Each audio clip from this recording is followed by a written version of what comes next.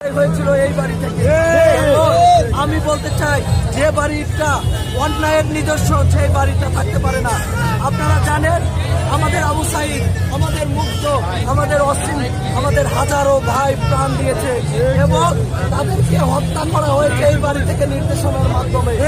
আমি মনে করি এই বাড়ি যদি থাকে তাহলে আমাদের আবু সাইদ, আমাদের মুক্ত, আমাদের অসীম, আমাদের ভাইদের আত্মা কষ্ট পাবে।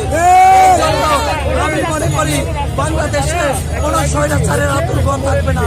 প্রথমে আমরা 32 নম্বর টার্গেট করেছি, এর পরে আমাদের টার্গেট হবে গোপালগঞ্জ।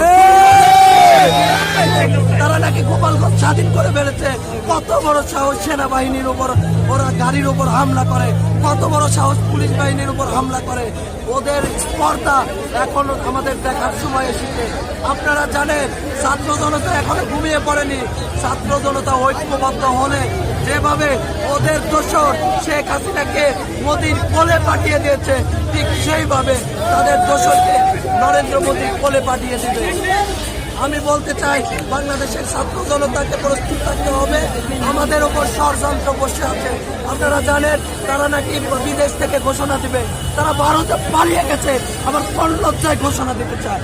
তারা ঘোষণা করবে, তারা বক্তব্য করবে, আর বাংলাদেশের ছাত্র জনতা মেনে নেবে। ভবিষ্যতে যদি মুখ দেখানোর চেষ্টা করে এই খুনি হাসিনা, তাহলে তার পরিণতি কি হবে এটা থেকে তাদের শিক্ষা নিতে হবে।